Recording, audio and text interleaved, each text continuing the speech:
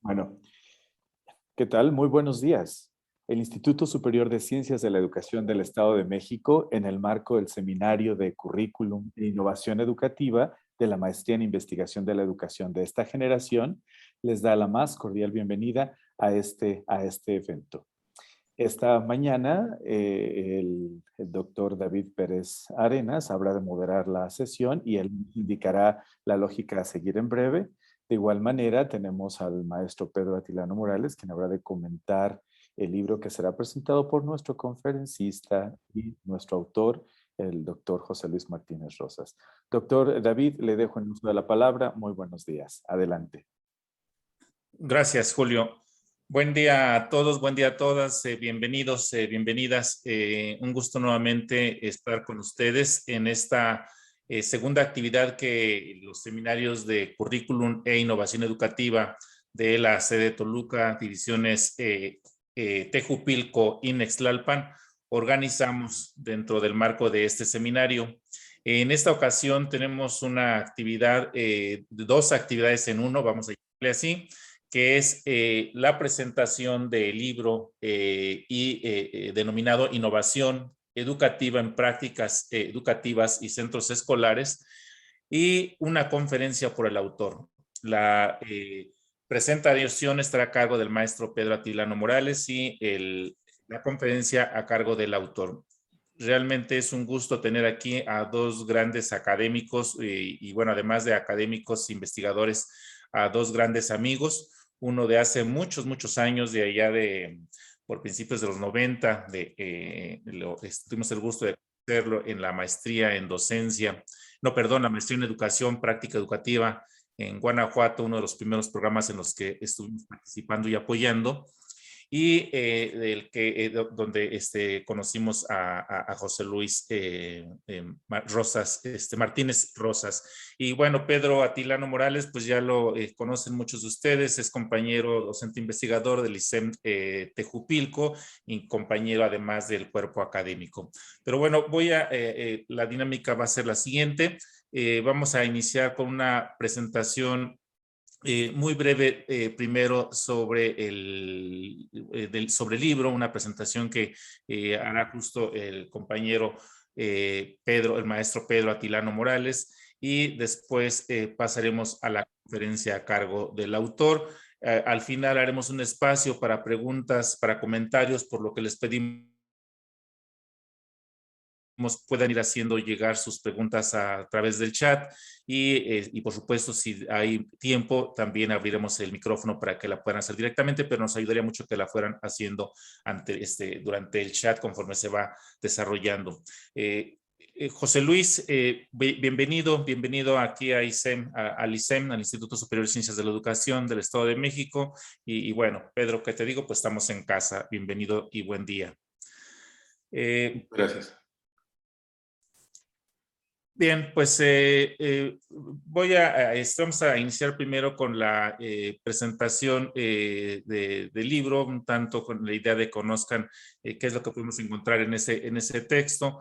Y bueno, pues esta la va a hacer el maestro Pedro Atilano Morales, quien decíamos está adscrito como docente investigador al ISEM Tejupilco, es integrante del cuerpo académico Formación para la Investigación, Eficiencia Terminal en los posgrados en educación, tiene un doctorado en educación en la Universidad Autónoma de Coahuila y bueno, pues un compañero que ha participado dentro del instituto en diferentes programas en relación con el análisis y la evaluación de los planes de estudio del instituto, con varias líneas de investigación, práctica educativa, en donde ha trabajado cuestiones vinculadas con los grupos multigrado, pero bueno, recientemente de esta última década en trabajos vinculados con la línea también con currículo en institución escolar y trabajando de manera particular lo relacionado a formación para la investigación y la eficiencia terminal en los posgrados. Pues vamos a dar inicio escuchando la presentación que hace del libro el maestro Pedro Atilano Morales. Adelante, Pedro. Muchas gracias, David.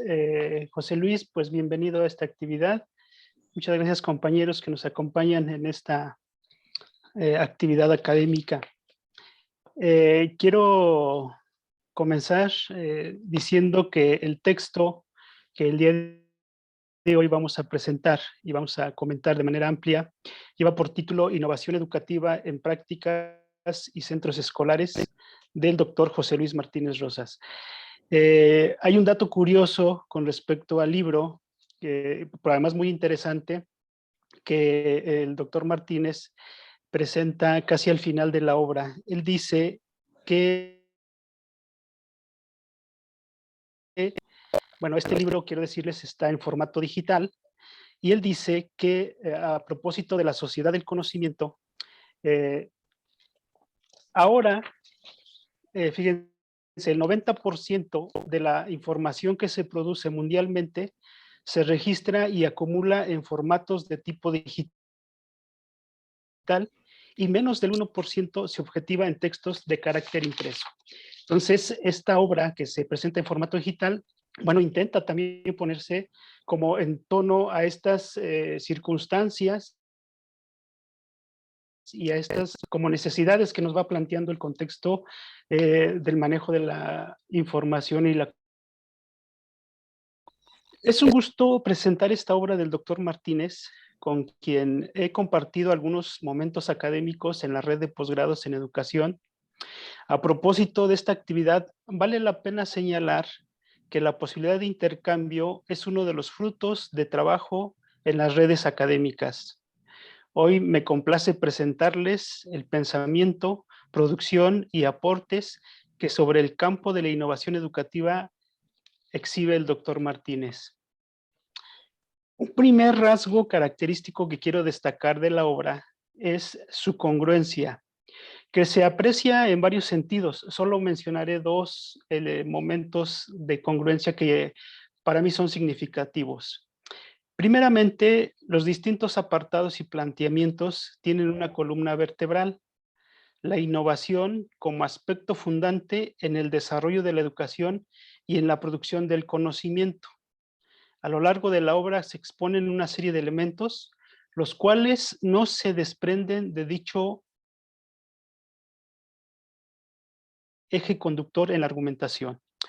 Por otro lado, identifico una relación estrecha entre las argumentaciones del libro con la trayectoria personal y profesional del autor. Y por supuesto, la posición que asume frente al hecho educativo. No es mera casualidad que el libro inicie con una cita tomada de la obra El Príncipe de Maquiavelo. Solamente voy a leer un breve fragmento de esa cita. El libro comienza con esta cita que dice así: el innovador se transforma en el enemigo de todos los que se benefician con las leyes antiguas.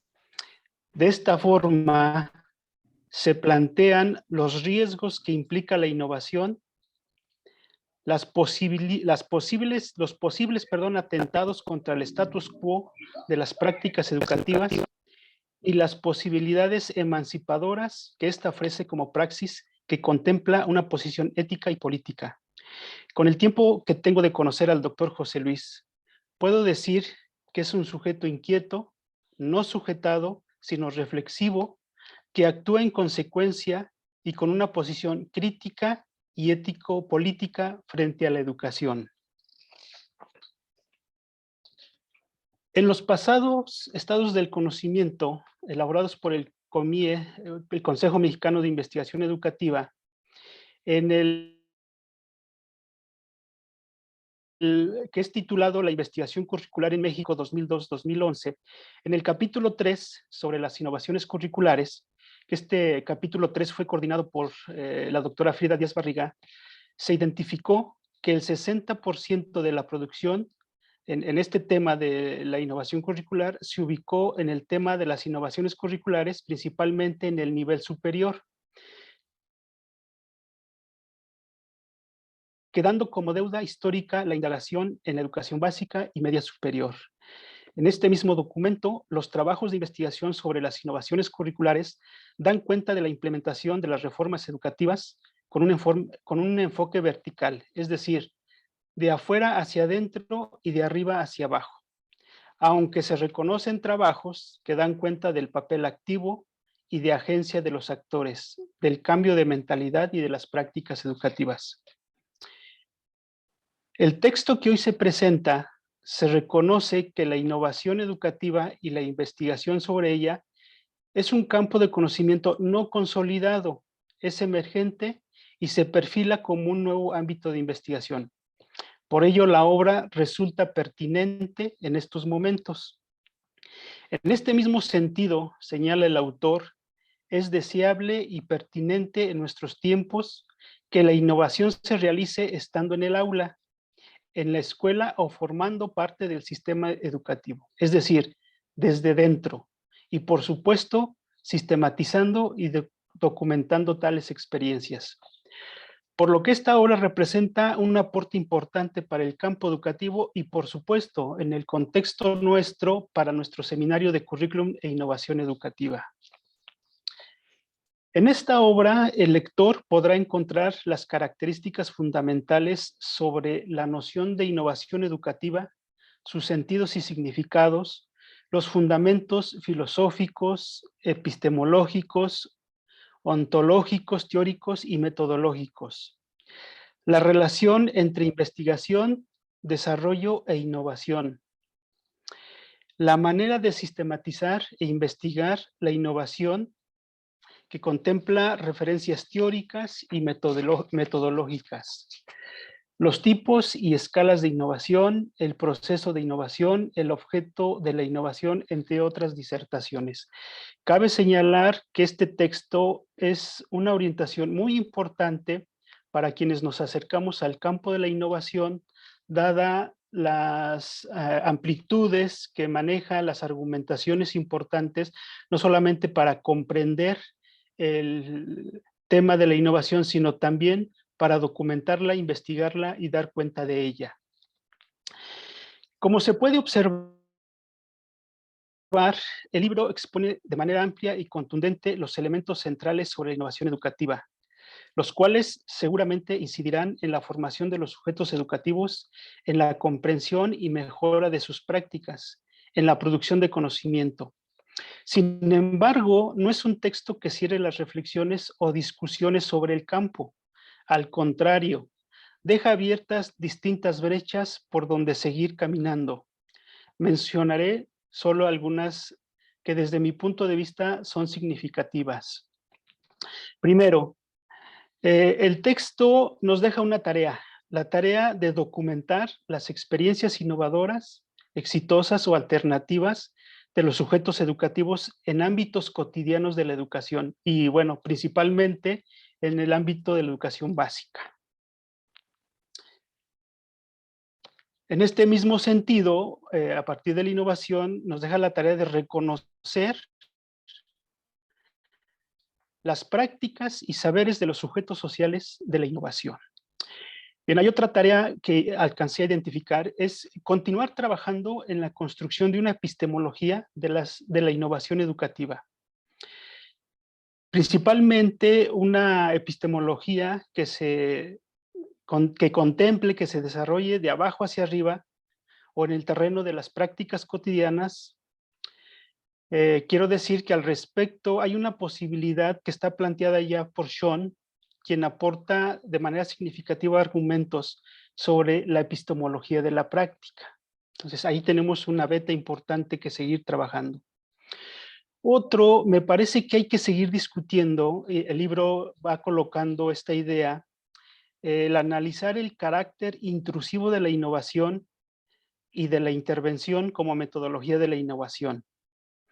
Hay un planteamiento por Freire en el sentido de la invasión cultural y me parece que ahí hay que detenernos a seguir discutiendo. Por ejemplo, Freire dice que el invasor piensa sobre los invadidos jamás como ellos. Estos son pensados por aquellos. En las innovaciones se prioriza el trabajo con el otro y no sobre el otro. Bueno, aquí hay una beta importante de discusión sobre los posicionamientos que vamos asumiendo sobre la innovación y sobre la intervención. Bien, en este sentido, trabajar en el desarrollo de metodologías, bueno, en este mismo sentido de lo epistemológico, vale la pena entonces también trabajar sobre las metodologías propias para la innovación. dado que, como lo señala José Luis, no existe un solo corpus acerca de los procesos de innovación. Bueno, ahí están ya algunas de las tareas que quedan como abiertas, que quedan pendientes. Sin embargo, el libro tiene todo un planteamiento, toda una argumentación muy interesante que, bueno, vale la pena leerlo. Ya lo estamos difundiendo en las redes, a través de los correos electrónicos. Y bueno, pues yo dejaría aquí mi comentario. Muchas felicidades, José Luis, y invito al público que hoy nos acompaña, nuestros estudiantes, a no solamente leer los apartados que hemos seleccionado para nuestro programa, sino leer el libro completo. Muchas gracias. Gracias a ti, Pedro. Bien, pues ahora me permiten, voy a dar algunos datos sobre la semblanza del doctor José Luis Martínez Rosas, quien es doctor en Ciencias de la Educación por la Universidad Autónoma del Estado de Hidalgo. Tiene una maestría en docencia por el Centro de Estudios Avanzados.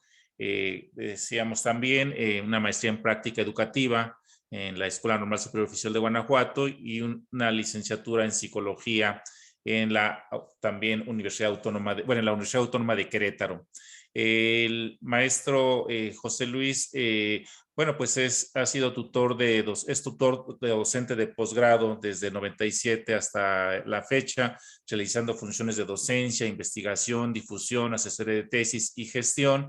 Está adscrito actualmente a la Secretaría de Educación, Cultura y Recreación, actualmente SEG, Secretaría de Educación en Guanajuato, en 2001 en la Escuela Normal Superior Oficial de Guanajuato y desde 2005 hasta la fecha en la Benemérita y Centenaria Escuela Normal Oficial de Guanajuato, donde tuvimos el gusto de conocernos. Ha diseñado e impartido seminarios sobre discurso académico, géneros textuales, de postdoctorados en investigación cualitativa, en la Universidad Nacional de Educación de Perú, en la Fundación Juan Corpus de Colombia. Y bueno, pues ha conducido una diversidad de seminarios, muchos de ellos vinculados con la práctica educativa, con la teoría educativa, con desarrollo de proyectos de investigación.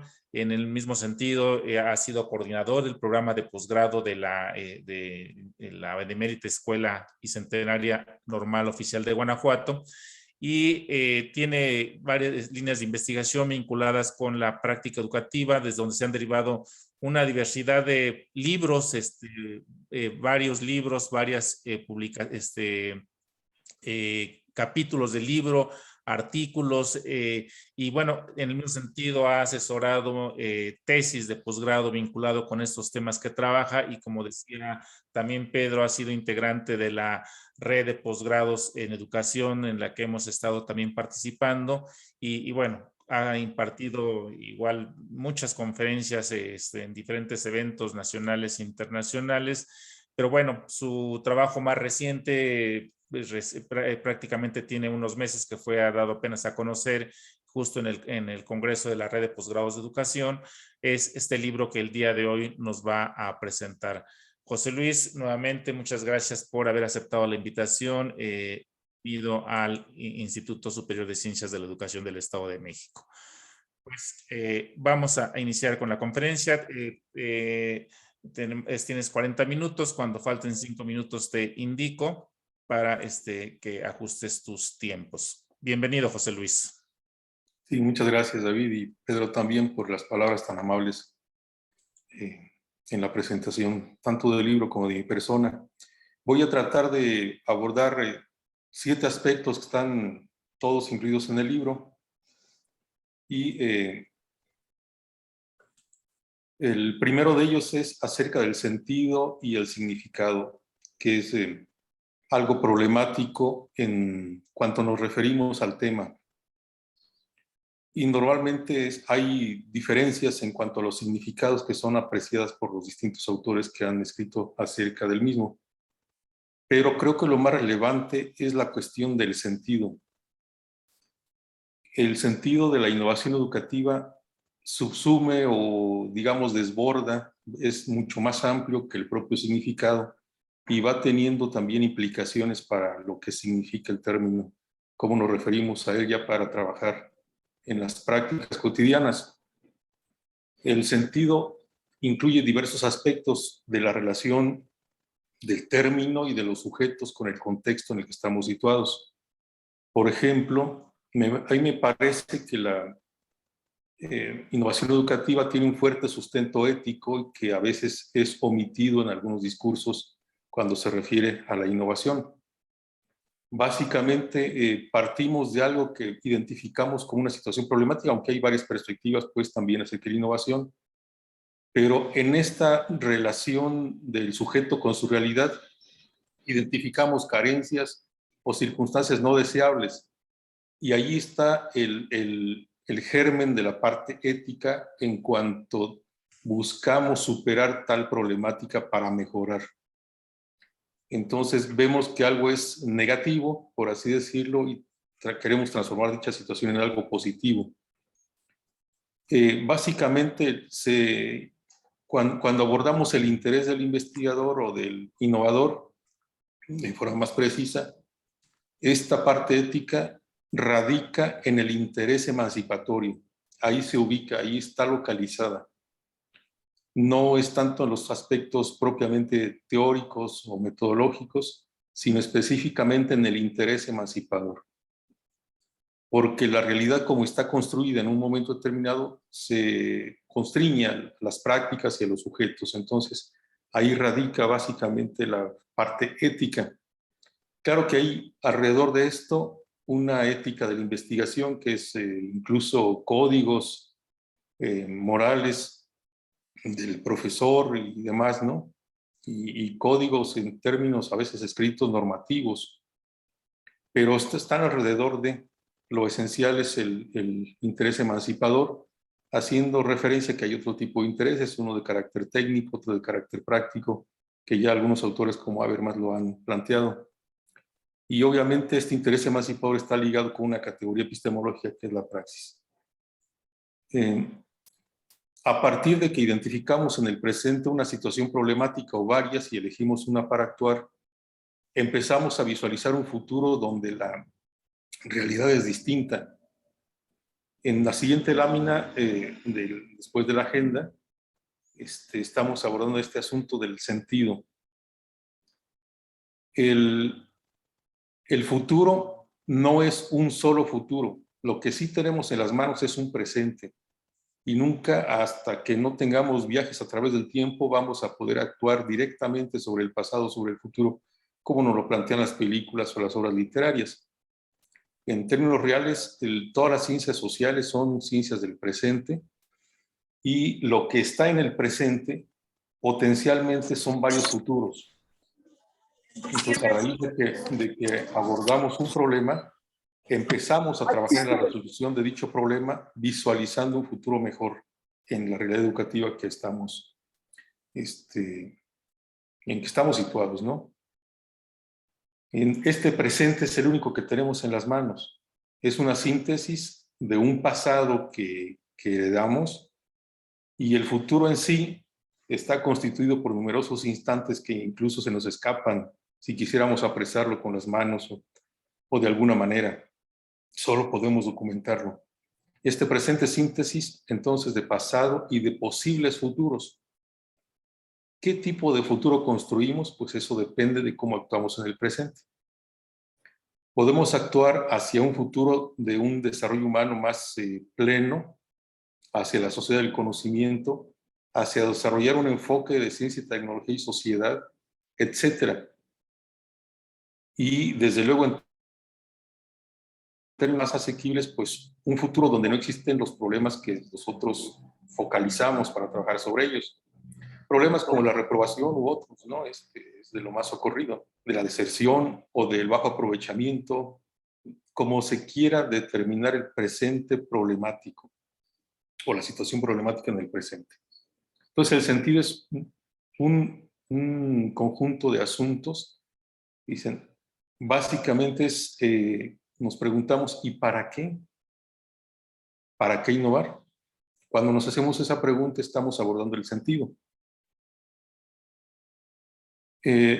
Creo que para qué innovar también tiene otras implicaciones. Por ejemplo, heredamos del medioevo una práctica educativa donde el actor principal es el docente. Incluso en recientes reformas en política educativa mexicana se sigue considerando al docente como protagonista, y hasta cierto punto es correcto, pero descentrar la práctica educativa de la figura docente y recentrar esa práctica en la figura del estudiante es el comienzo realmente de la innovación. Muchos compañeros dicen, es que yo quiero ser mejor docente, quiero aplicar estrategias, y todo está radicado en la figura del docente. Entonces, hay que recentrar cuáles son los problemas educativos que vive el estudiante, poner al estudiante en el centro, aunque tengamos nosotros un papel protagónico, sin embargo, subordinado a la figura del estudiante. Esta innovación educativa ahí inicia en términos de las prácticas educativas. Hay otro tipo de innovaciones, ¿no? Enfatizar la resolución de problemas educativos, entonces, pero los que vive el estudiante. Y en función de resolver los que vive el estudiante, es como nosotros, en esta dialéctica, no es exactamente del amo y el esclavo, pero sí del estudiante y el docente. Nosotros nos convertimos en apoyo, en parte de lo que él necesita para crecer y para superar su propia problemática. Cuando hacemos esto, mejoramos la pertinencia y la eficacia, si quisiéramos ver desde el punto de vista de la calidad educativa o relacionar la innovación con la calidad. ¿Qué implica también este sentido de la innovación? Focalizar a partir de identificar el problema, en un solo punto para transformar el conjunto de la práctica, un solo punto de ella, un solo constitutivo, que es el que veamos visualicemos, diagnostiquemos en la figura del estudiante. Y de forma dialéctica ayudamos a constituirnos como docentes, pero con un carácter más, ahí sí, protagónico en el sentido pleno del término, es decir, como sujetos de una praxis educativa. Aunque hay ahí diferencias con términos, pero finalmente ese es el punto básico. Y también la innovación no se realiza desde el sentido común, se puede hacer, pero como se dice, como cuando un burro tocó la flauta, ¿no? Lo ideal es que esté teóricamente orientada, con un uso crítico de la teoría para el caso concreto que lo estamos aplicando o utilizando. Y como la investigación-acción, que es una de las grandes aportaciones metodológicas de las que nos podemos nutrir, también hay críticas acerca de la investigación-acción, porque se dice no supera el sentido común. Elsie Rowell, por ejemplo, tiene documentado, y hay muchos otros. Orlando Fals Borda, por ejemplo, cuando habla de la investigación-acción participativa en Colombia, y todos sus discípulos enfatizan el desarrollo de un conocimiento popular.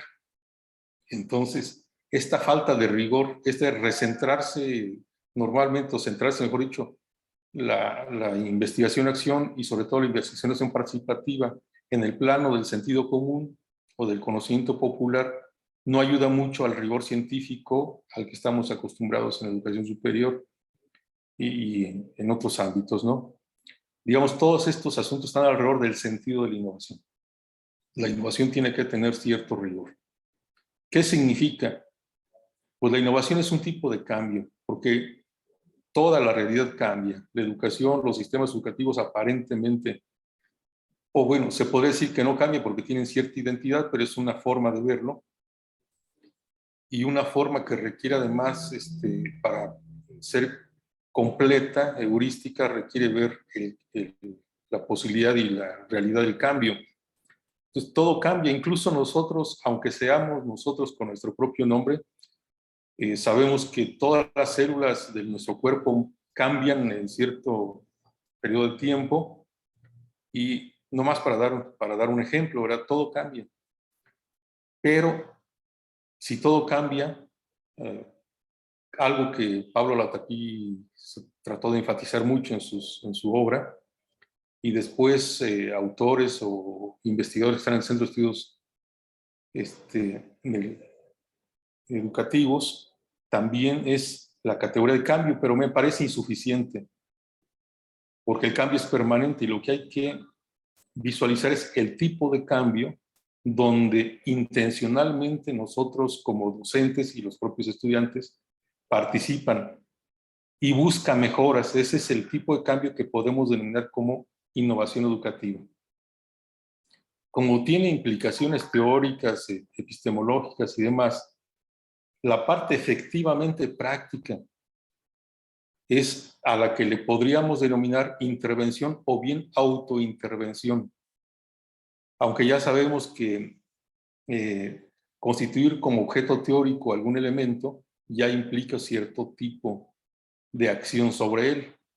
Hay una acción cognitiva que transforma conceptualmente la realidad, pero una cosa es eso, aunque esto esté cuestionado desde el punto de vista del análisis político del discurso, pero yo creo que hay necesidad de sostener o diferenciar lo que es una acción cognitiva que transforma conceptualmente algo, con una acción efectivamente práctica que implica la acción totalmente documentada o susceptible de documentar, ¿no? Totalmente empírica, digamos, o efectivamente práctica en los términos de Sánchez Vázquez. Bien, entonces, diferenciar los distintos tipos de acciones y la que es propiamente práctica será la intervención que formaría parte de la innovación.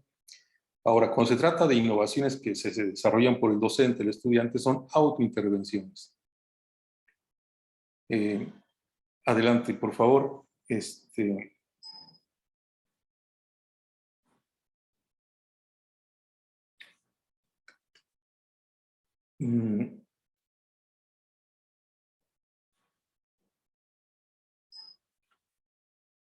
La siguiente lámina, los tipos de innovaciones habría que tenerlos presentes, ¿no? Porque ahí también tenemos que trabajar. Cuando hablamos de innovación educativa, ¿qué tipo de innovación? Y se dan muchos tipos. Pero independientemente de la clasificación que ya desde Foucault y otros autores han mencionado que la clasificación es importante para el desarrollo de un campo en cuanto a disciplina o un campo científico. Si bien es importante, quiero enfatizar también que los tipos de innovaciones, que están, si puedes, David, en otra lámina más adelante, lo importante es, de acuerdo con distintos autores, precisar o focalizarnos o darle relevancia a la permanencia de la innovación. Porque uno puede realizar muchos cambios, pero a la vuelta de la esquina estos no son sostenibles, no son permanentes. Entonces, el sistema regresa a su situación anterior. La propia práctica educativa puede regresar a trabajar con lo de siempre, con una sucesión de acciones que siguen un patrón, o una institución sigue o regresa a su curso normal, a su tradición cultural o de gestión. Entonces, cuando nosotros nos comprometemos con una innovación, debemos visualizar la posibilidad de que ésta sea permanente, de que sea adaptada, asumida por el sistema de que se trate. Podría, si es el caso del aula, pues por los estudiantes y el profesor con sus prácticas. Se puede clasificar una innovación desde su origen. Muchos dicen es que las reformas educativas no son innovaciones. Pues hay casos en que sí, afectan, son de origen externo. Muchas traen consigo imposiciones y luego segmentos del magisterio reaccionan en contra de una imposición. Es correcto también que un elemento del sistema en general, en este caso un grupo magisterial, no esté de acuerdo con una reforma, pero es un tipo de innovación porque produce cambios y intencionadamente los autores de esos cambios dicen que son para mejoras, lo cual a veces se cuestiona, ¿verdad? El otro tipo por su origen, el otro tipo de innovaciones y la más deseable de carácter interno. Y por eso mismo, muchos de los trabajos de narraciones y documentaciones de innovaciones sistematizan experiencias de profesores o de escuelas que hacen ciertos cambios, que logran una mejoría desde dentro. Cuando es desde dentro, aunque hay desigualdades entre los actores, de cualquier modo se negocian y se puede salir adelante con la innovación. El proceso puede ser intencionado, puede ser fortuito. Si es desde fuera, pues hay modelos donde se impone la innovación, pero hay modelos también donde desde dentro se da, particularmente lo que ha estudiado la investigación acción participativa, y ha generado todo un lenguaje acerca de. El autodiagnóstico, por ejemplo, es un elemento cuando se trabaja con ejidos, con comunidades indígenas, que ya tiene muchos años de desarrollarse. La planeación participativa en Sudamérica, Centroamérica, parte de México, en la parte rural están muchas experiencias sobre esto. Y la evaluación participativa, igual hay todo un andamiaje conceptual al respecto de este tipo de procesos. Pero cuando hay, por ejemplo, visitas o que nos visitan a nosotros a través de algún intercambio de profesores o de estudiantes, entonces se traen ideas, vamos a hacer esto, vamos a hacer lo otro. Este es el tipo de cambio fortuito, donde hay un contacto con un agente exógeno y algunas ideas o algunas prácticas se pueden incorporar. En el ámbito empresarial muchas veces se dice hay que aprender de los mejores y se manda a personas que conozcan una fábrica, una forma de organización, etcétera, y traigan ideas para aplicarlas. Entonces estamos hablando de que se puede transferir una innovación, pero en este caso es adoptándola y adaptándola. El impacto, como dije, es lo más importante últimamente y la permanencia, ¿no? En cuanto al impacto, cuando hablamos de una reforma o de una renovación, estamos hablando de cambios que pueden ser cosméticos, estar en la superficie solamente de los procesos socioeducativos. Cuando hablamos de un cambio profundo es porque afectamos estructuras de una institución, estructuras de una práctica. Diríamos en términos de Pierre Bourdieu, cuando afectamos el hábitus de las prácticas. Estamos hablando de este tipo de impacto profundo. En la siguiente lámina vemos que aparte de innovaciones que tenemos que dialogar con ellas, las innovaciones educativas, existen innovaciones en otros planos. Moscovici trabajó acerca de las innovaciones sociales, básicamente hablando de las minorías y de las mayorías y de cómo se influyen entre sí, cómo una minoría puede generar un cambio, pero siempre, pues obviamente no se puede hacer al margen de la mayoría. Cosa que habría que ver si se da y hasta qué punto se da cuando hablamos de una innovación en una institución educativa, mayorías y minorías, posiciones políticas y demás que se generan, ¿no? Y en el plano económico, pues hay agencias y también investigadores que han escrito acerca de, aquí en esta lámina se muestra cómo definió la orden en el 2005 lo que es una innovación. Introducir algo nuevo o significativamente mejorado. Es obvio cuando pensamos en un nuevo iPhone, un nuevo modelo de vehículo, un nuevo sistema o la aplicación de celdas solares para autos, pasamos de la combustión hacia las renovables, etcétera. O hablamos de un método organizativo en una escuela, ¿no? Cuando trabajamos acerca de los sistemas de gestión de calidad de una institución, de la evaluación que hacen los CIES. Entonces ahí a veces se nos cuestionan métodos de carácter organizativo.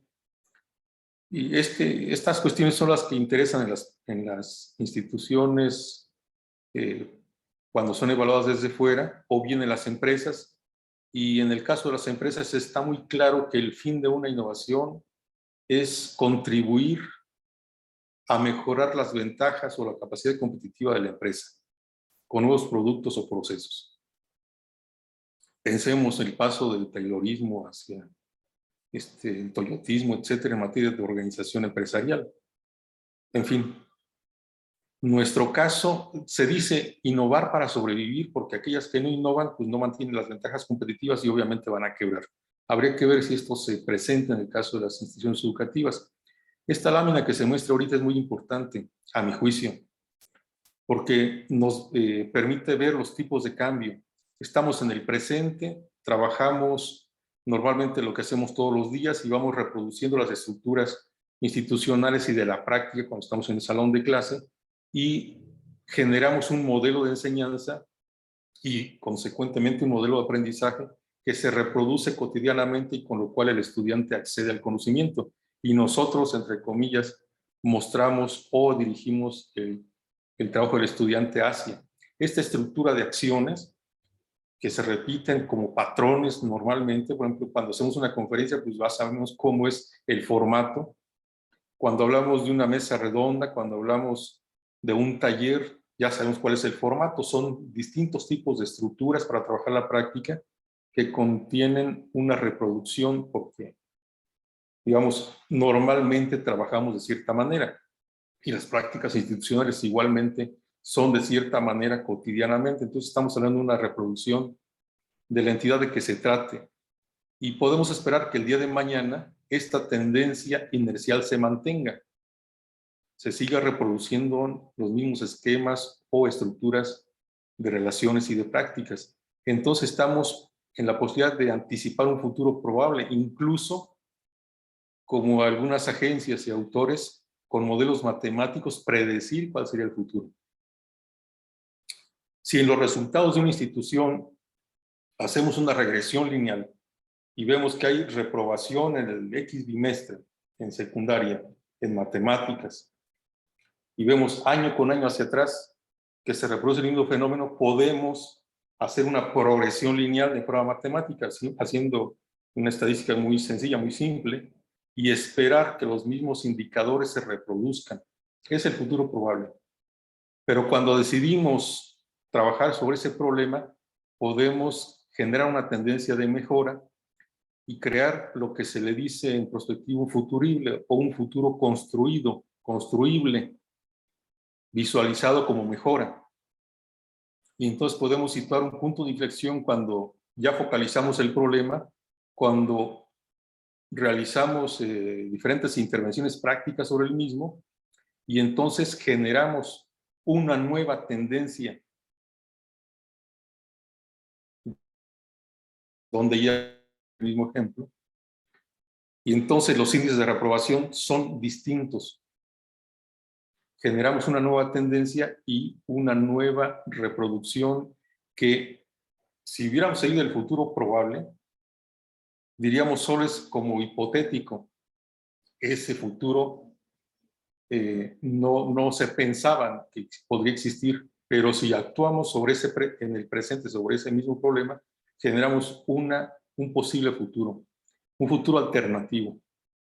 Ya no es el futuro probable que podríamos predecir, insisto, incluso matemáticamente, o como se utiliza también con el método Delphi, entrevistando expertos. Y entonces ellos que manejan con mucha profundidad en un determinado campo pueden pensar que una innovación X, por ejemplo, un nuevo producto, un nuevo proceso, una nueva cirugía, cierta cuestión en materia de genomas, etcétera, o de vacunas, en cierto año podrían ya desarrollarse. Pues ellos tienen todos los elementos, entonces como expertos los podemos entrevistar y ellos nos pueden decir para dentro de 2, 3 años tal cosa va a ocurrir con absoluta, casi absoluta certeza. Por eso estamos hablando del futuro probable. Y en nuestro caso, incidiendo en el presente, podemos hacer que lo que es una línea de continuidad varíe para que haya una nueva tendencia inercial ya cuando se instale un nuevo futuro. También algunos pueden pretender regresar al pasado, porque el presente no les funciona, no están de acuerdo, ¿no? Y entonces quieran reinstalar cosas que ya pasaron, que están en la época, que estuvieron en la época medieval o hace unos años con cierta reforma en materia educativa, o porque les pareció que la participación del director en la escuela fue así o así mejor, y quisieran regresar a lo antiguo, pero pues aunque trabajen para regresar y reinstalar una tradición pasada, de hecho, no, vamos, la historia no perdona. Aun cuando quieran reinstalar un estilo, por ejemplo, de dirección en una escuela, ya no va a ser el mismo estilo del año antepasado, sino el estilo del año próximo. Es como cuando se adopta, en este caso se adopta parte del pasado, no tanto una parte que vemos en otro lado y que adoptamos para innovar. Pero aún en esos casos no se puede reinstalar el pasado.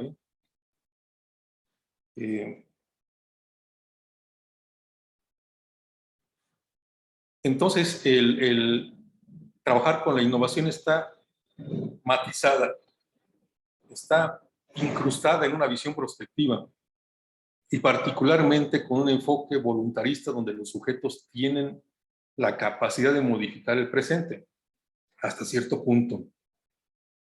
Hay diversos autores, pues muchos, digo, es todo un campo, ¿no?, de conocimiento y en este caso del enfoque voluntarista, como se puede trabajar anticipando diversos escenarios y trabajando sobre el escenario deseable.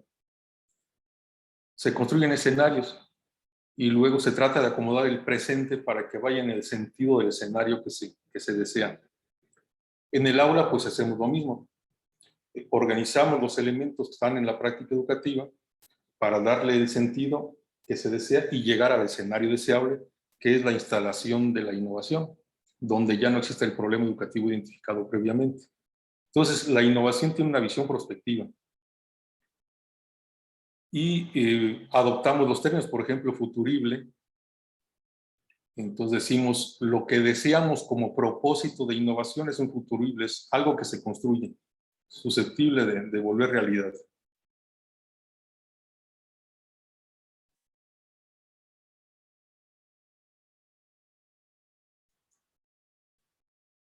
Entonces, el punto de partida, en la siguiente lámina tenemos el problema de innovación. ¿Cómo llegamos al problema?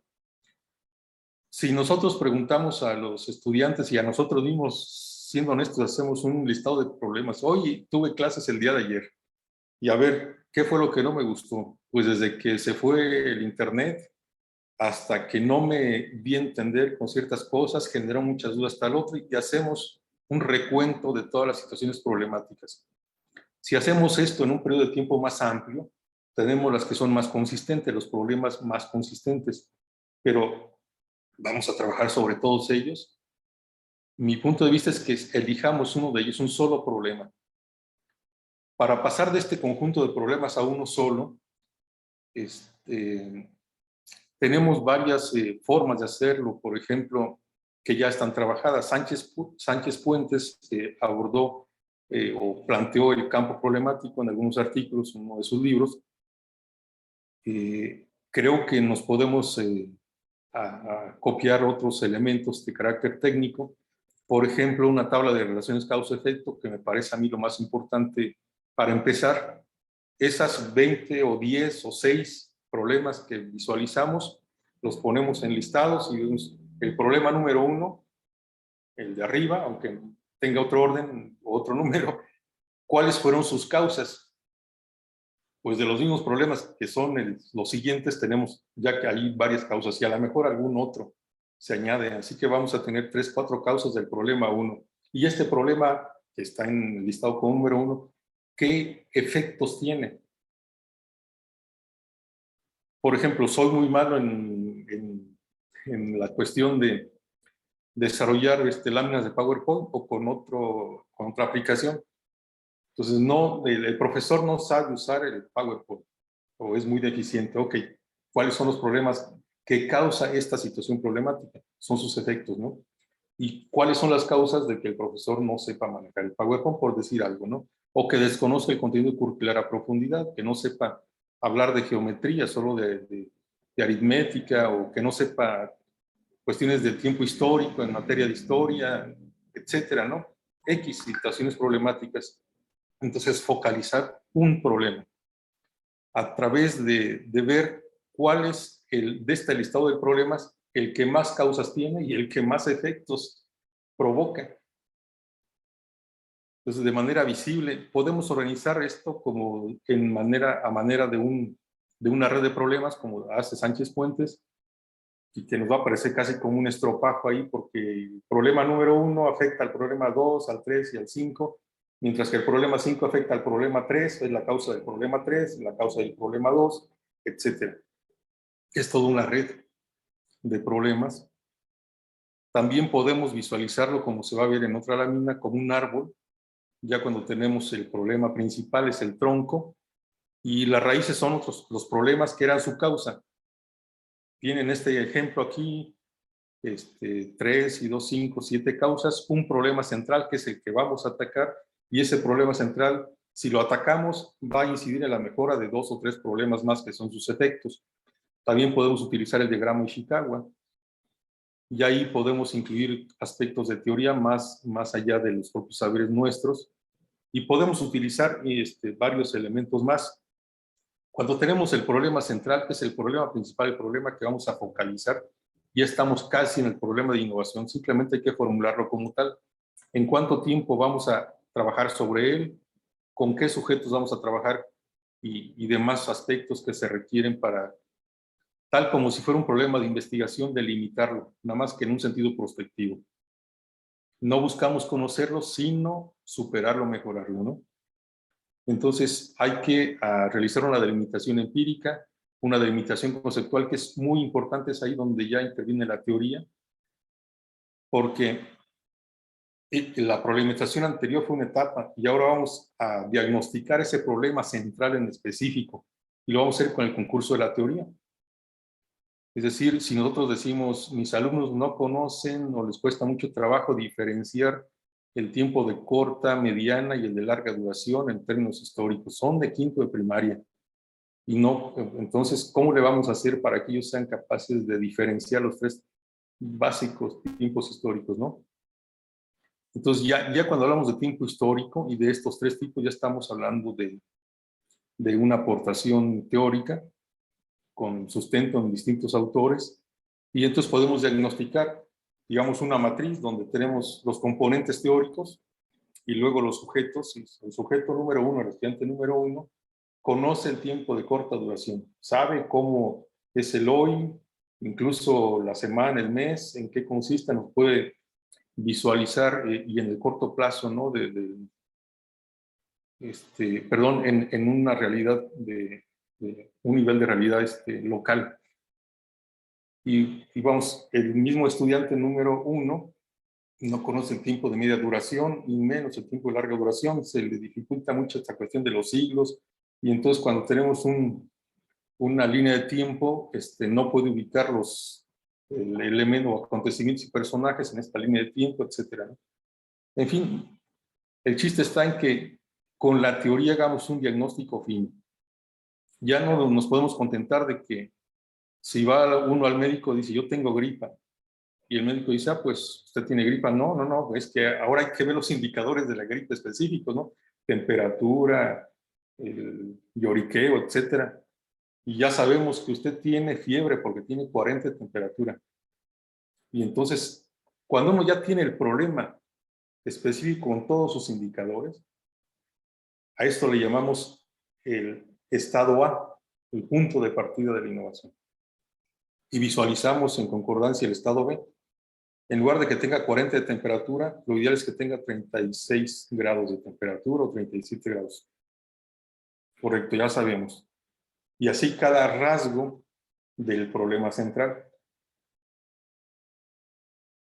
Si se trata de lectoescritura o de escritura, pues las categorías de Miguel Ferreiro y demás autores pueden ayudar, ¿no?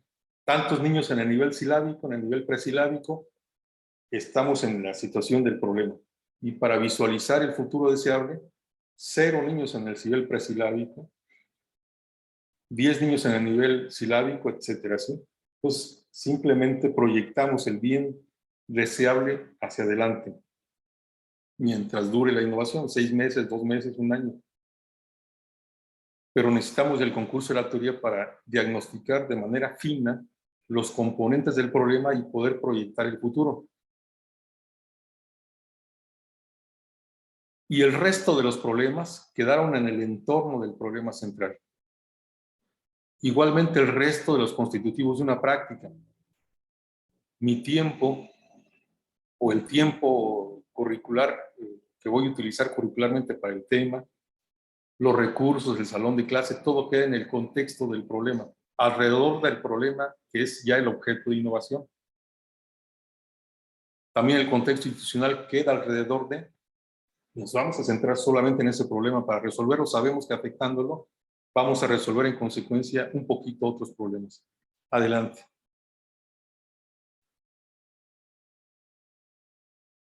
Entre las teorías,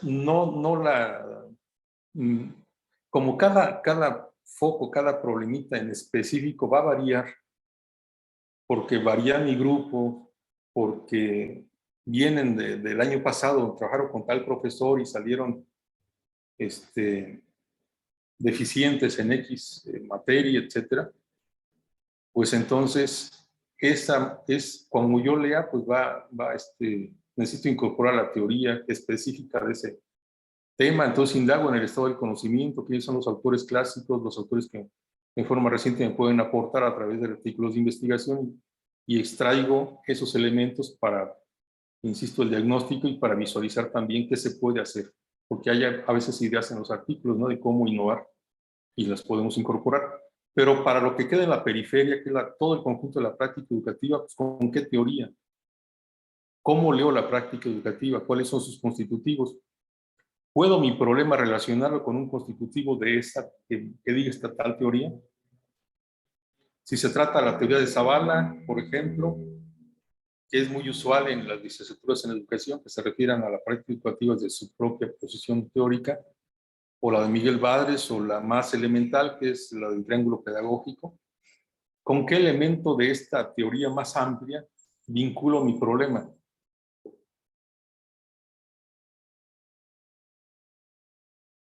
Ese es otro asunto que creo que debe de trabajarse, y a veces ahí tenemos dificultades. Entonces, aquí hay, suponiendo que incorporamos el esquema de Miguel Badres, el 6 constitutivos, y lo trabajamos en este diagrama de espina de pescado de Ishikawa, pues entonces aquí ya tenemos todo el conjunto de problemitas relacionados con las grandes categorías. Entonces, esto nos ayuda a organizar conceptualmente. ¿Y con cuál de ellos vamos a trabajar? Lo ponemos en el centro, el problema central, para lograr un propósito educativo. Y entonces ya sabemos que vamos a trabajar, por ejemplo, con el poco interés y la poca participación activa en clases de los estudiantes. Sabemos que el constitutivo que va a estar en el centro de la experiencia de innovación va a ser la subjetividad de los estudiantes. Entonces, yo creo que los estudiantes, su modelo de aprendizaje, su subjetividad, etcétera, su proceso cognitivo es lo principal. Cuando yo primero expongo, o usualmente expongo los conceptos de la sesión de hoy, hablo durante 15, 20 minutos, después les digo, aquí se aplica con tales ejemplos, la suma es esto, y aquí hay ejemplos de suma, ahora sumen, realicen ejercicio de sumar. Aquí estamos ante un proceso cognitivo que es deductivo. Yo puedo decir, si este es el proceso que realizan los muchachos y que yo los llevo por ese camino, vamos a invertir el proceso cognitivo. Entonces el proceso cognitivo está en el centro. Vamos a trabajar ahora a partir de ejercicios y a partir de problemas, y después vendrá la explicación teórica de qué es la suma. Igual con cualquier concepto. Si estamos en posgrado, pues vemos un ejemplo de currículum concreto, y después, al final de esta sesión o de varias sesiones, pues vamos a la teoría curricular. Entonces invertimos el proceso cognitivo para que sea inductivo. Eso puede ser una posible innovación. Y entonces el proceso cognitivo es nuestro foco. Particularmente esta secuencia o patrón con la que veníamos trabajando, le damos la vuelta y hay otra secuencia cognitiva en las operaciones generales. Y así podemos jugar con un esquema más general con cuál puede ser lo que está en el centro como foco de innovación.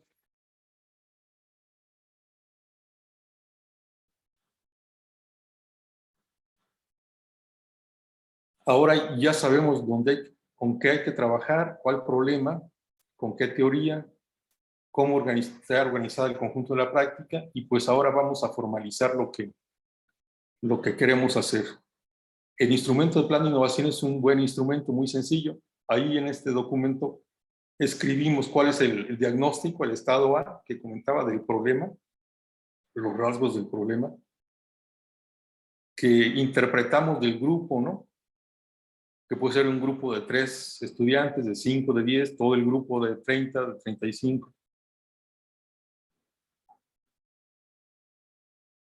Tenemos ya este estado A con sus rasgos.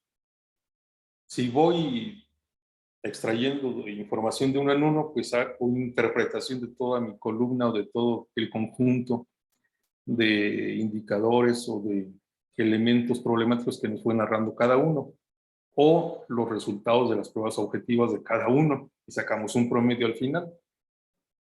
Se hacen indicadores cuanti o quali, pero tenemos que tener una visión global del grupo, pequeño o grande. Entonces, este es el diagnóstico, digamos. Ya tenemos también nuestra visión de futuro, el estado B, el punto de llegada. Tenemos el punto de partida y el punto de llegada. Esto debe estar en el plan de innovación, que es un documento que formaliza y incluye el diagnóstico inicial y detallado del problema. Cuando trabajamos de esta manera ya estamos superando la investigación-acción que heredamos, digamos, ya le estamos agregando un poquito más. En la siguiente lámina tenemos una visualización de esto mismo, tenemos el estado A y el B, y el tercer elemento del plan de innovación es la hipótesis de acción. En distintos autores se define de manera más o menos precisa lo que es una hipótesis de acción. Para mi juicio, es el medio más eficaz, el medio suficiente y más pertinente para llegar del estado A al estado B, del problema identificado a la resolución del problema. Y este medio, que insisto, podemos incorporar ideas del estado del conocimiento o de los artículos que hayamos leído, pero también en nuestra propia experiencia. Por ejemplo, si se trata de la falta de interés, la falta de motivación, pues a lo mejor incorporamos en este medio para resolver el problema estrategias o líneas de acción grandes, como la dramatización, por decir algo, ¿no?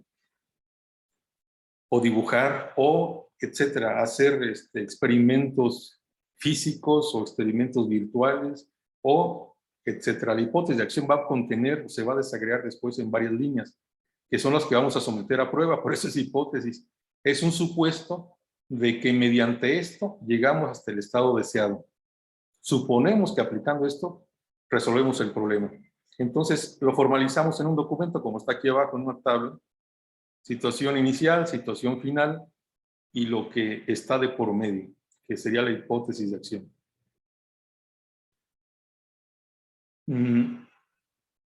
Como dije, desagregamos la hipótesis de acción en líneas y en cada momento o ciclo del proceso de innovación, que este es el ciclo usual de investigación-acción traducido a la innovación,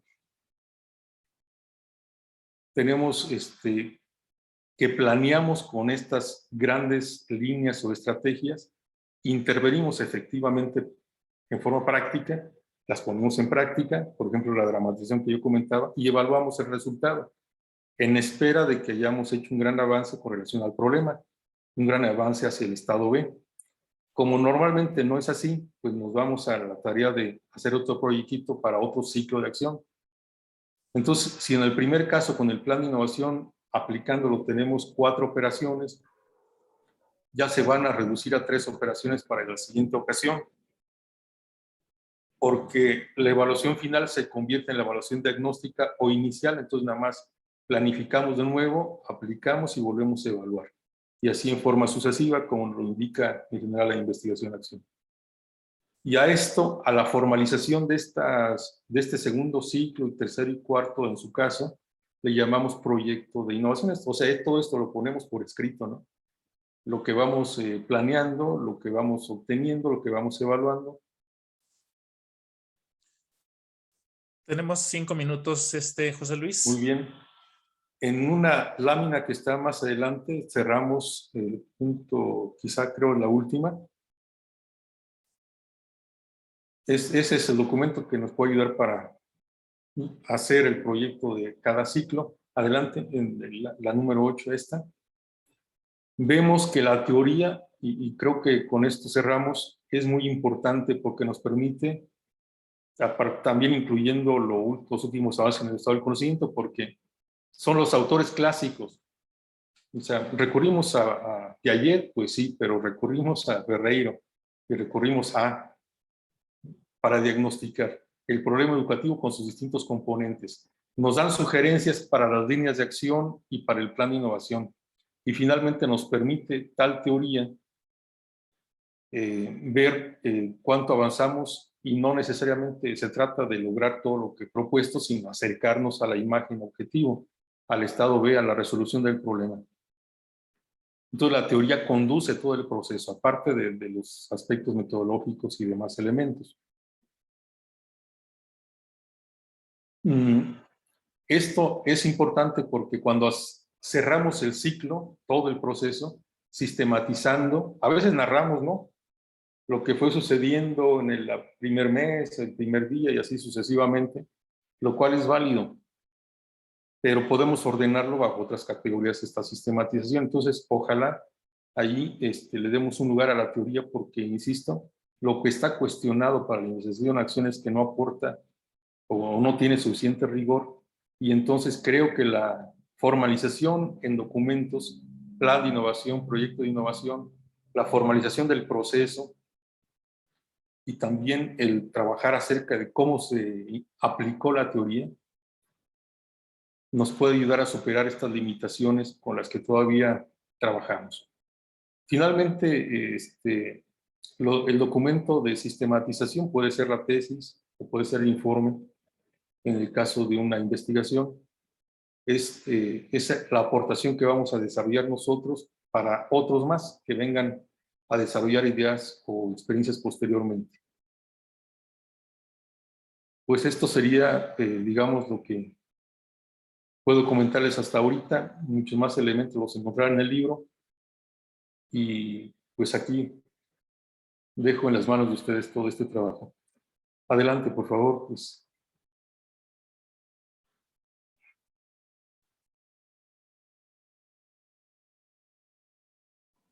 Tu audio, David. Sí, perdón. Sí, muchas gracias, José Luis. Comentaba que ya teníamos antes un poco el tiempo por ahí agotado, pero creemos que era necesario conocer toda la propuesta en términos globales. Por supuesto, como dices, ya para verla a detalle tenemos la ventaja que está el libro y bueno, ya de hecho algunos ya lo tienen, y si no, pues se los podemos hacer llegar. Esta posibilidad que nos da el que esté ya en formato digital. Pues abrimos el espacio para ver algunas preguntas que estén aquí en el chat. Vemos por ahí, vamos a ver por ahí en el chat de las preguntas, y si no también podemos ir viendo el espacio. Pedro, no sé si por ahí tienes ubicadas algunas de las preguntas, y si no, abrimos también el espacio que no encuentro por aquí hoy. El chat, acá está. Sí, si gustas, David, voy a plantear, por favor, tres preguntas que nos hace Dante sobre el tema disertado. Uno dice así: ¿cómo convencer a los integrantes de una institución si se pretende realizar una innovación generada desde el exterior de un sistema? Otra, en este mismo sentido, ¿qué experiencia de innovación profunda ha tenido la oportunidad de observar y hasta dónde llegó dicho resultado? Y la tercera, ¿cuál es la línea que divide la innovación de la diversidad de actividades en la escuela? Bueno, pues José Luis, tenemos ahí tres preguntas, si gustas. Quienes trabajan acerca de las instituciones y tienen una visión, digamos, más teórica de la propia institución, tendrán tendrán mayores elementos que yo. Digamos que mi experiencia es no tan rica como la de otros compañeros, pero siempre las instituciones van a ser campos también. Son dispositivos, son instituciones en sí, son espacios sociales, y siempre va a haber posibilidad de conflicto y también posibilidad de consenso. Incorporar una innovación o una idea externa, incluso un elemento de una reforma educativa que es una obligación y que genera resistencia al interior, siempre requiere que se traduzca, que se vea el beneficio potencial en los términos, traducirlo a los términos de los propios miembros de la comunidad educativa. Y yo creo que aquí le podríamos hacer caso a Minakata, que es uno de los, y a Chan en Jalisco, que han estudiado estas propuestas, cómo podemos, en el paraguas o en el marco de una reforma, impulsar ideas desde abajo. En este punto hay que tener cierta sabiduría para engarzar las dos propuestas. A veces no estamos de acuerdo con lo que viene de fuera, pero podemos utilizar el margen que se nos da para poder incidir en un cambio. Finalmente, ese cambio tendría que tener consenso al interior. Los núcleos de poder que existen al interior, los equipos, la dirección, el sindicato, etcétera, núcleos con capacidad de decisión al interior de la institución o de la escuela, deben de tener cierto consenso al respecto. No se puede, sin ese relativo consenso, actuar.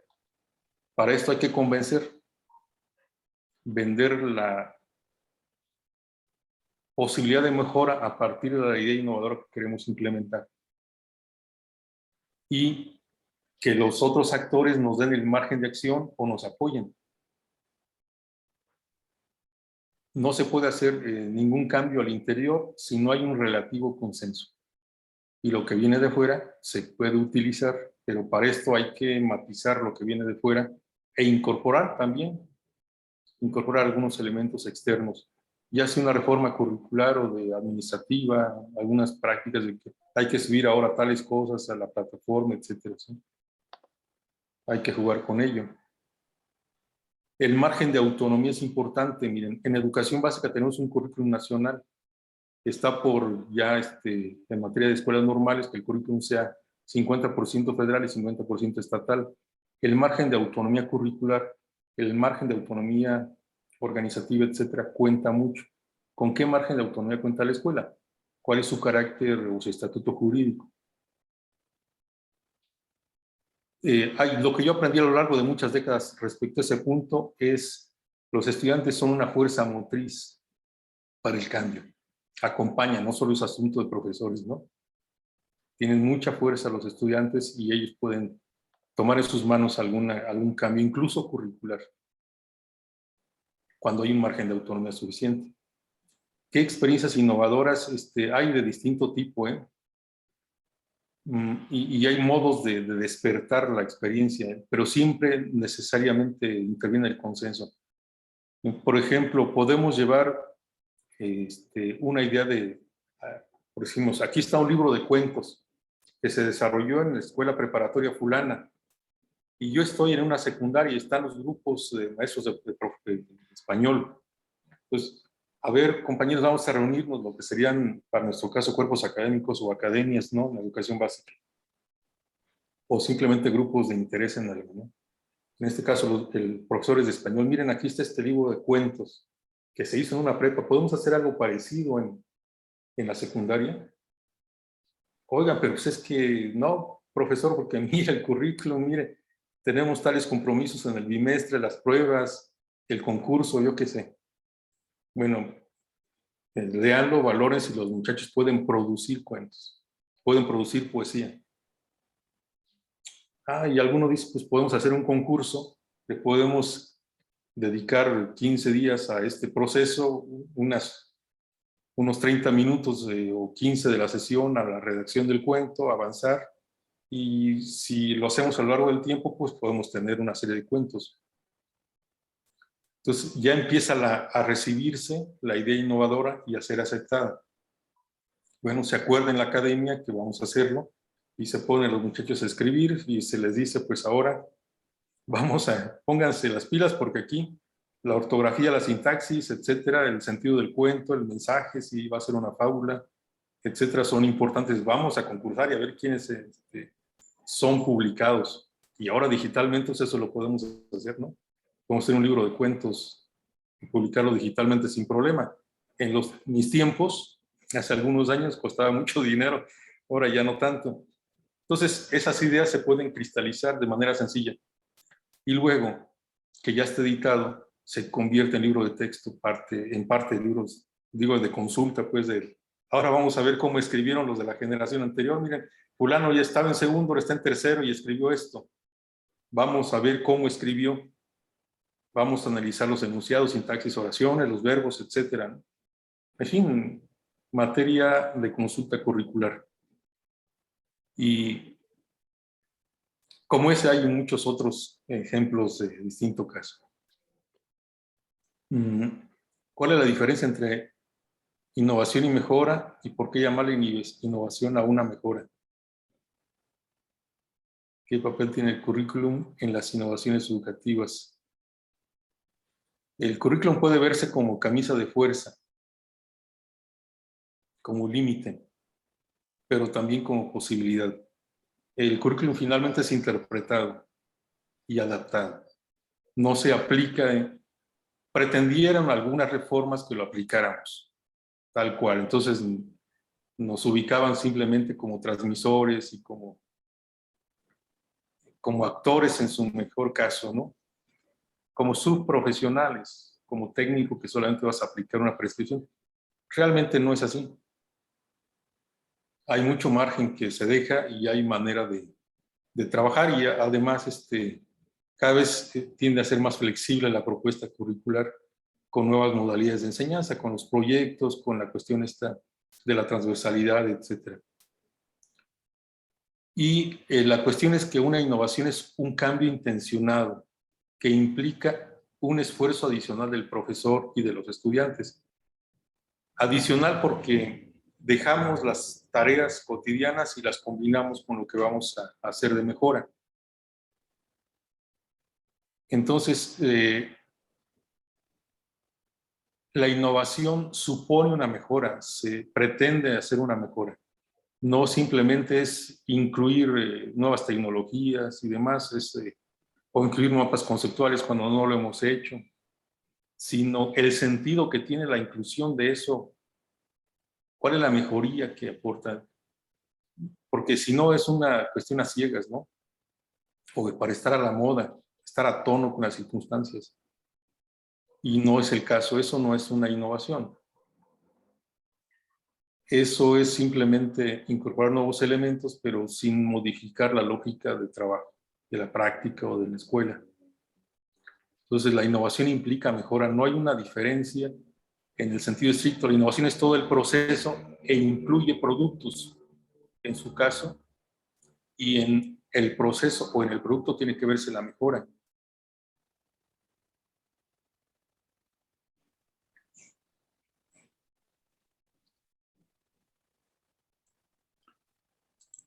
Bien, pues si hay, Pedro, no sé si hay algunas otras preguntas, me parece que ya José Luis hizo lectura a las que aparecían, no sé si hay alguna otra, y si no, podemos abrir un espacio para abrir micrófono a alguien que quiera participar.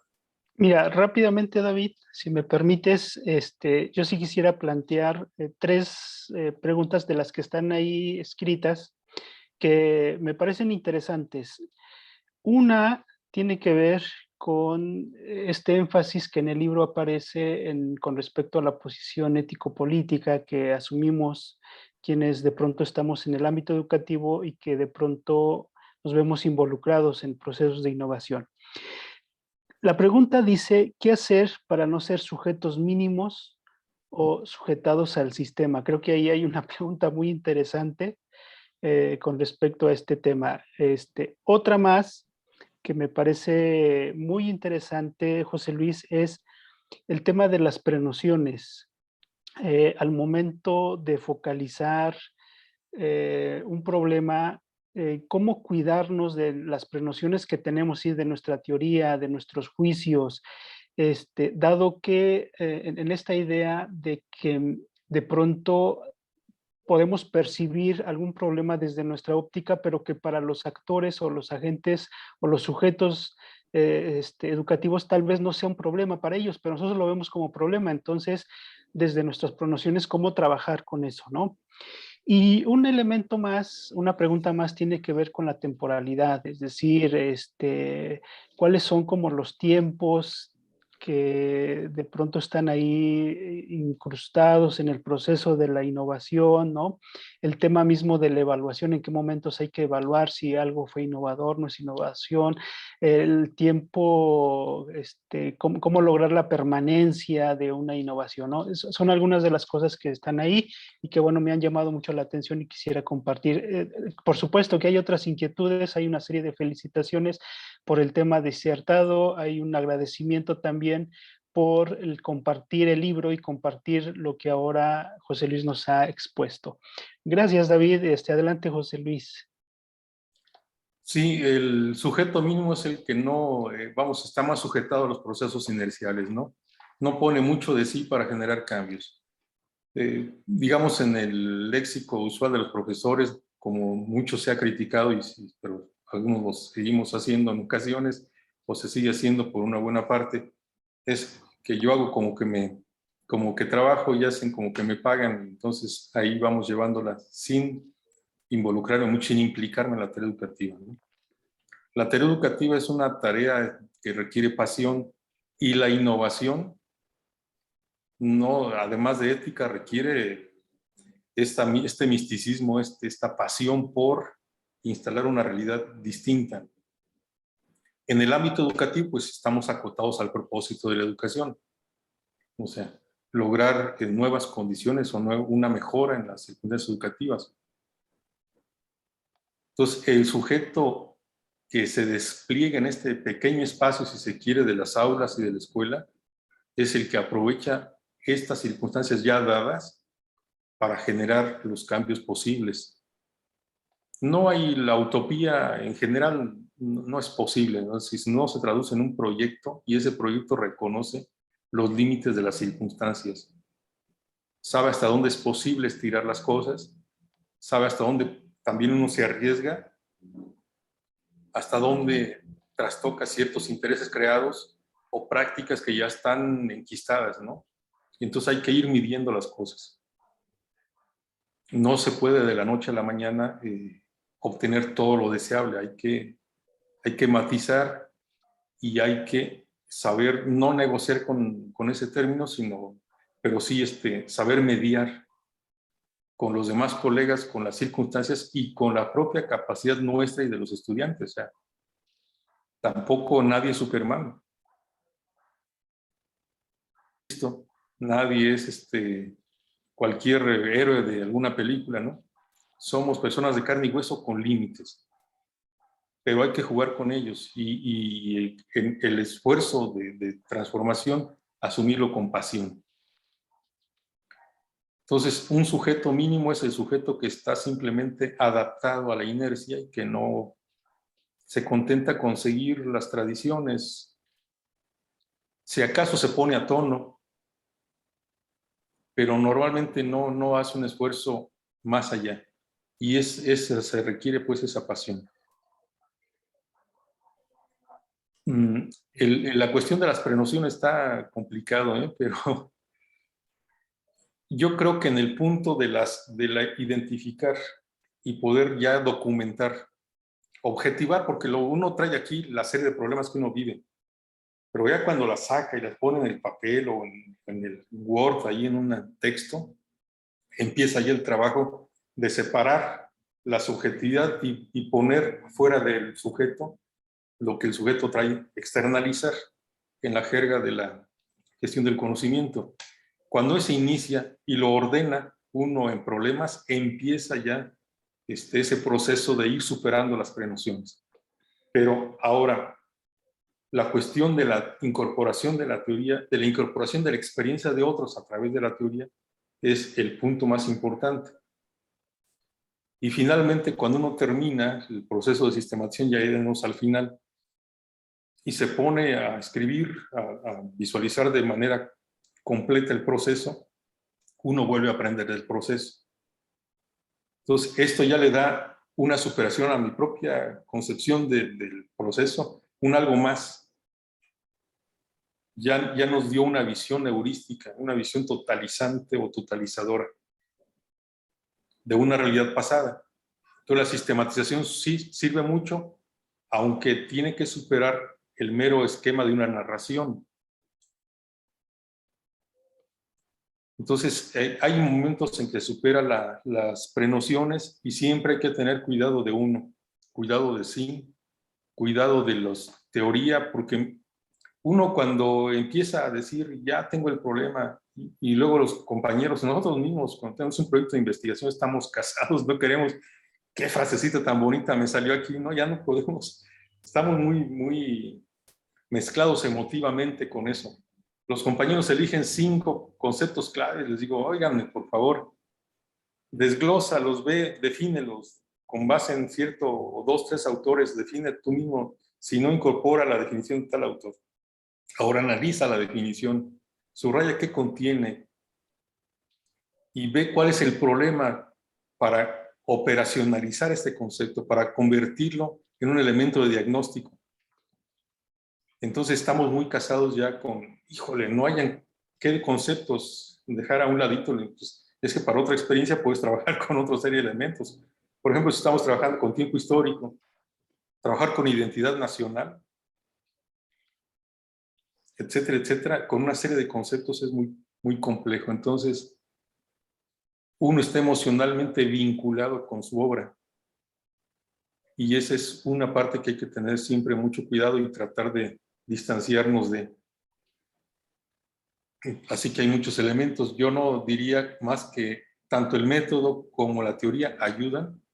La sistematización al final ayuda, pero siempre es necesario seguir manteniendo cierta vigilancia sobre nosotros mismos. Ya sabemos que la teoría son parámetros también, que en un momento determinado van a cambiar, pero el punto es aplicarla de manera creativa, original, crítica. Ya habrá otro momento, otra experiencia de innovación donde pongamos nuestro bagaje previo a prueba también. ¿Cuánto tiempo dura una innovación? Puede durar hasta 3 semanas en su momento de ejecución de la intervención práctica, pero todo el trabajo que está atrás es de varios meses y el trabajo de sistematización posterior ya en el cubículo también lleva su tiempo, ¿no? Un problema que tenemos nosotros en el caso del posgrado es que hacemos el diagnóstico varias veces porque nos cambian de grupo a los profesores. El día de este año estuvieron en una escuela, en 5º grado de primaria, y al año que entra los cambiaron de escuela o los pusieron en 2º. Entonces hay que, sobre el mismo tema, volver a diagnosticar. Entonces el tiempo de la experiencia, aunque ya había trabajo previo el año anterior, se acorta a 1 año. Pero en su forma práctica de intervención, puede ser 1 semana para un ciclo de innovación, o 15 días, 3 semanas, y luego otro ciclo de innovación. Va a depender mucho de las estrategias de innovación que se pongan, las líneas de acción que se pongan en juego. Por ejemplo, si vamos a trabajar, como dije, con dramatización, pues armar uno o varias pequeñitas obras de teatro no está sencillo, ¿no? Entonces, cada obra de teatro puede llevarnos su tiempo. O realizar, como también puse el ejemplo del libro de cuentos, eso puede llevar varios meses. Cuando trabajamos, por ejemplo, si son clases de español en secundaria, que fue la experiencia, entonces, y agarramos un segmento de 20 minutos de cada clase, de cada día, lunes, martes, miércoles, 20 minutos hasta viernes, para elaborar el cuento. Bueno, primero las condiciones, la convocatoria, etcétera, la elaboración del cuento nos puede llevar hasta 1 mes, dependiendo de la convocatoria. Y luego la parte de la edición y demás, pues se amplía un poco más. Va a depender mucho de las líneas estratégicas y del tamaño del problema. Pero yo creo que no menos de una ejecución práctica de menos de 3 semanas es muy ideal. Pero tampoco podemos exceder creo que 1 año es demasiado. Pero requiere el proceso de formación previa, ¿no? José Luis, antes de cerrar, hay una pregunta que me parece importante para el programa, para el seminario que hace acá la compañera de Nextlalpan, Magda. Y dice, ¿qué papel tiene el currículum en las innovaciones educativas en los centros escolares? Uno puede tener una visión crítica igual que acerca de la teoría, acerca del currículum, como acerca de todo lo demás que nos rodea y de uno mismo. Yo creo que una de dos, si nos ponemos en el plano de que somos meros aplicadores de, y hacemos una pequeña adaptación, incluso compramos las guías para planear, compramos ya rúbricas para evaluar, nos estamos reduciendo a ser los sujetos mínimos, ¿no? Ni siquiera nos damos la posibilidad de ser creativos para generar una rúbrica, que sería lo mínimo, o una buena planeación. Entonces, el currículum pues, puede ser una guía para una práctica rutinaria, pero puede ser el marco para poder realizar una innovación de cierta profundidad.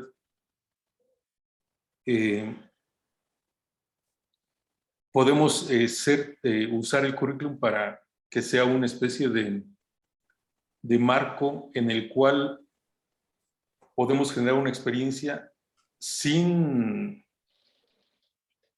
tratar de crear un nuevo currículum, necesariamente al margen del existente, más bien ensamblar los elementos que nos proporciona el currículum. Finalmente, no es el currículum el que se va a quedar en los estudiantes como capital o como conocimiento o como experiencia, sino es lo que acontece en la práctica. El currículum, qué sé yo, es una prescripción, es una receta que, digo, muchos podrán criticarme, pero en oficinas centrales de la Secretaría de Educación Pública, Ministerio de Educación Básica, se genera, o generamos nosotros en los cuerpos académicos para un programa de formación de posgrado.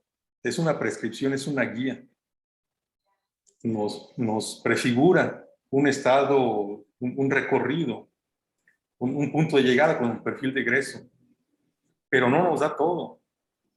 Es más que todo una guía y un marco de referencia. Entonces, depende cómo se ponga en la práctica en juego. ¿Qué del currículum? ¿Qué parte se enfatiza? ¿Y cómo se trabaja? Sí, el currículum es una cuestión humana, no es suprahistórica, no es ni la teoría, ¿no? Es una construcción realizada, una producción académica realizada por ciertos sujetos con capacidad de proponerlo. Y nosotros, el currículum, por así, esa propuesta que está flotando, que está formalizada en documentos, pues allá puede estar en un bonito libro, pero el asunto es lo que acontece en la práctica cotidiana, donde viven la experiencia educativa los estudiantes. Ese es el currículum importante. Y ese lo armamos nosotros. Es ahí donde está la pasión por educar, nuestro compromiso por vivir la experiencia educativa. David, si me permites, quisiera plantear una pregunta más de Magdalena Barrón, que dice cómo construir la perspectiva filosófico-epistemológica que permita contar con los antecedentes teóricos y prácticos del problema a innovar. Me parece interesante la pregunta porque en realidad está ahí implícita como esta necesidad de la orientación, ¿no? Entre identificar el problema, pero también cuáles son como los elementos pertinentes que me permitan atender el problema desde esta sustentación filosófica, epistemológica y bueno, que contempla lo teórico metodológico. Entonces, bueno, ahí dejo la pregunta. Yo creo que nosotros tenemos que asumirnos no solo como sujetos que educamos y que somos educados, sino también como actuantes o presentes en distintas dimensiones que nos constituyen a su vez. El plano filosófico es indispensable, como en específico el aspecto ético y el epistemológico. Tenemos que tener una postura, y esa postura debe ser congruente con la parte teórica y metodológica. No podemos darnos el lujo de ser varios yos, uno en materia de filosofía y otro en materia de teoría, ¿no? Esto implica problemas psicológicos, esta bifurcación en varios yoes, ¿no? Un cierto tipo de esquizofrenia.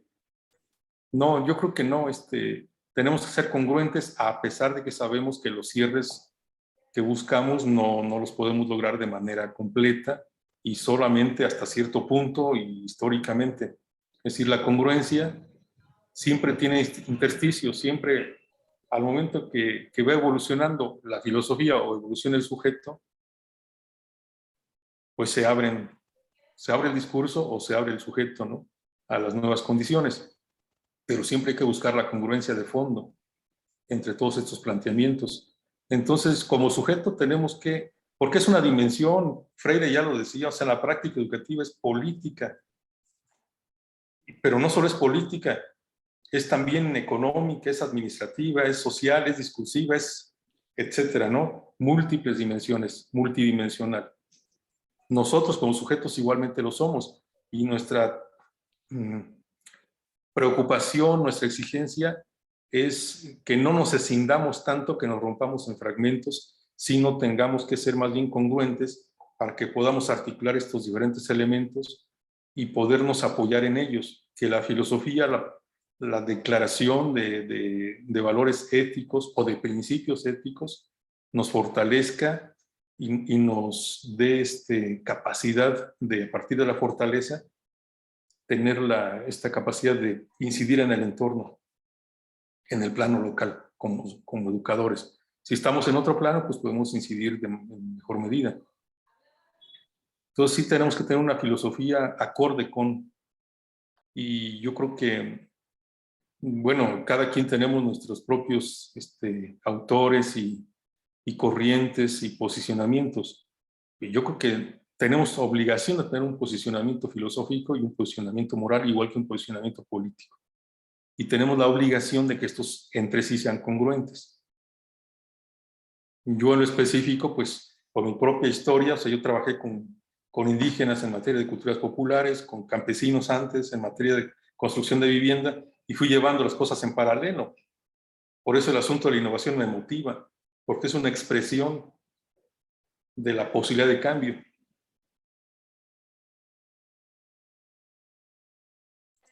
Gracias, José Luis. Pues muy interesantes las reflexiones. Hay otras preguntas que me parece que en su momento, bueno, podrían en el libro, consultar el libro y podrían ahí, creo que hay respuestas relacionadas con la cuestión de evaluación, sistematización de los procesos de innovación, pero me parece, en revisión del libro, hay algunos elementos que se sugieren.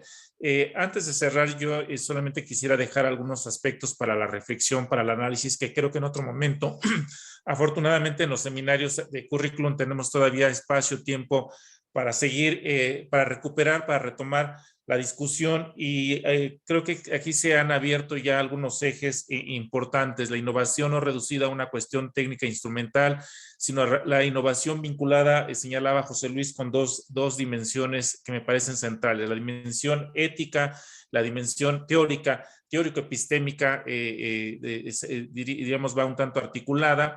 Esta última dimensión ética política, que también al final se enfatizaba, y que creo que lleva a un tanto a revisar, me llama la atención al inicio, cuando se hablaba estas definiciones de la innovación, una definición que se recuperaba de la OCDE y que ha estado mediando durante los últimos años, la última década por lo menos, los conceptos, las posturas en torno a la innovación educativa, en las reformas educativas de estos últimos años, y que ha sido esta definición de la OCDE, donde señala que tiene que ver con, lo define como introducir un nuevo o significativamente mejorado producto, bien o servicio, o un nuevo método de comercialización. Y creo que aquí, bueno, esto ha marcado un poco estas reformas curriculares, un tanto como hemos denominado reformas gerenciales, y que frente a estas concepciones de innovación que provienen del ámbito empresarial, me parece que es necesario recuperar, resignificar un tanto más la innovación desde ese sentido ético-político, yo diría desde esa dimensión no solamente teórico-epistémica, sino una dimensión pedagógica propia de los educadores, como ya bien nos señalaba José Luis, retomando a Freire, retomando estos autores del ámbito de la teoría crítica, de la pedagogía crítica, y que creo que nos llevarían a ir replanteando y reconocernos, como bien lo señalaba él, a los docentes, diría yo, como sujetos del currículum, como sujetos de desarrollo curricular, que podemos generar o ir resignificando como a través de nuestro trabajo en el aula, como él lo señala, con esas experiencias a las que nos ha hecho referencia, y que podrían estar más cercanas también a lo que podríamos denominar un poco esas alternativas pedagógicas, más con ese otro sentido. Pero bueno, deja abiertas esas líneas, José Luis, y no solamente eso, sino una propuesta, que es otra parte importante, que hemos encontrado textos donde problematizan, definen, dan cuenta de la innovación, pero creo que de los pocos textos que integran todos estos elementos, como él ya nos expuso de manera muy general, y que vamos a tener la fortuna de poder consultar en el libro. Pues bueno, antes de agradecer también a Pedro su participación como comentarista de la obra, esta invitación que nos hace hacerla, y cedería yo la palabra al doctor Julio Juan Villalobos para que haga entrega de los reconocimientos respectivos. A todos quienes estuvieron participando, pues también muchísimas gracias por su atención y sus preguntas. Adelante, Julio.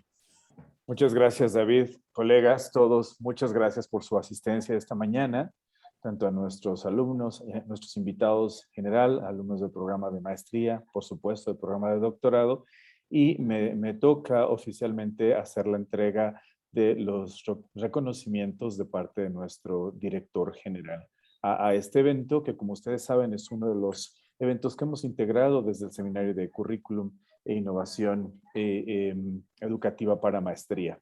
En primer término, quisiera hacerle llegar esta constancia al doctor José Luis Martínez Rosas por su participación con la presentación del libro y conferencia Innovación Educativa en Prácticas y Centros Escolares en el marco de nuestro seminario, el cual les he mencionado ya, para esta generación, la 2022, el día de hoy, 19 de octubre de 2021, lo firma nuestro director general, el doctor Eduardo Blanco Rodríguez, quien en este momento está moderando otro evento institucional, por lo que les deja su saludo a través de un servidor y no puede estar de manera física saludándonos como habitualmente lo hace. Doctor José Luis, muchas felicidades. De igual forma, hacemos la entrega de esta constancia al maestro Pedro Atilano Morales por su participación como comentarista de la conferencia del libro, cuyo título es el mismo, el día de hoy. Pedro, un abrazo hasta Tejupilco. Muchas gracias a nombre del instituto, del director y mío también. Y finalmente, por supuesto, al doctor David Pérez Arenas, quien ha sido el moderador de nuestro evento. También la constancia respectiva se las haremos llegar de manera electrónica, y un abrazo de nuestro director general y mío en particular. Es así como esta mañana concluimos con nuestros trabajos. Les deseamos un excelente día. Buenos días todavía, casi buenas tardes. Hasta luego. Sí. Buen día, Julio. Hasta luego, José Luis. Nos vemos. Gracias. Hasta luego, Pedro. Gracias. Hasta luego. Hasta luego, José Gracias, Luis. bye. Nos vemos próximamente por ahí. Claro que sí. Hasta luego, David. Hasta luego, Julio. Hasta luego, Pedro, nos vemos. compañeras, compañeros. Hasta luego.